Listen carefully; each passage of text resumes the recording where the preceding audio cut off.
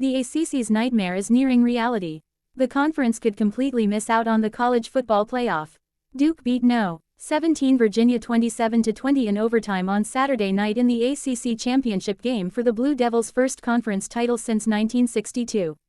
But with Duke at 8-5 and highly unlikely to be ranked in Sunday's college football playoff rankings, there's a realistic scenario that no ACC team will make the 12-team field. The playoff is made up of the 5 highest-ranked conference champions and 7 at-large teams. Duke was unranked in Tuesday's rankings and behind the highest-ranked teams in the Big Ten, Big 12, and SEC. Additionally, American Conference winner Tulane and Sun Belt winner James Madison were ranked. They're going to stay ranked too. With those 5 conferences set to take the automatic berths, the ACC's lone hope hinges on the grace of the committee. No. 9 Alabama lost to No. 3 Georgia in the SEC title game and No. 11 BYU lost to No. 4 Texas Tech in the Big 12 title game. Will that be enough for No. 12 Miami to move into the top 10 in the rankings to secure an at-large berth for the ACC? Or will Miami, which beat Notre Dame in Week 2, jump ahead of the No.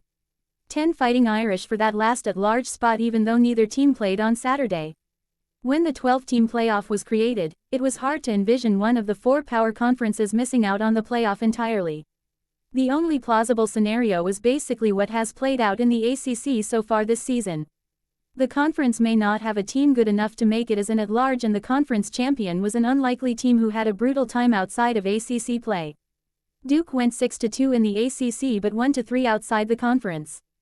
The Blue Devils lost to Illinois, Tulane and UConn in non-conference play but won a 5-way tie for second behind Virginia thanks to the winning percentage of the team's opponents. Duke's opponents had a better conference record than the teams that SMU, Miami, Pitt and Georgia Tech all played. Those 4 teams were all tied with Duke for second. Miami lost to Louisville and SMU in conference play. Georgia Tech lost to NC State and Pitt in the final month of the season. A win in any of those 4 games by the Hurricanes or Yellow Jackets would have saved the ACC from this potential scenario.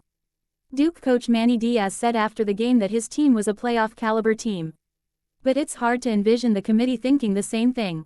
How Duke won. Virginia 10-3 tied the game with 22 seconds left in the fourth quarter on a great catch by Eli Wood after he was pushed out of bounds. But Duke opened overtime with a 4th down touchdown of its own on a pass from Darian Mensah to Jeremiah Hasley, and a roughing the passer penalty on the play put the Cavaliers on their own 40-yard line to start the drive instead of at the 25. Did that field position play into Virginia's thought process? The Cavaliers went with a trick play to start its drive and QB Chandler Morris was intercepted by Duke's Luke Murgatt to end the game. Mensah finished the game 19 of 25 passing for 196 yards and 2 touchdowns with an interception. He came to Duke from Tulane, a team that's in the college football playoff after winning the American Conference, and threw 30 touchdowns over the 2025 season.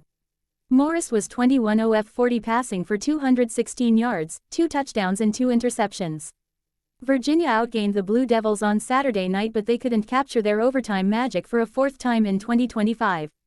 Virginia entered the ACC title game 3-0 in overtime games with wins over Florida State, Louisville and North Carolina.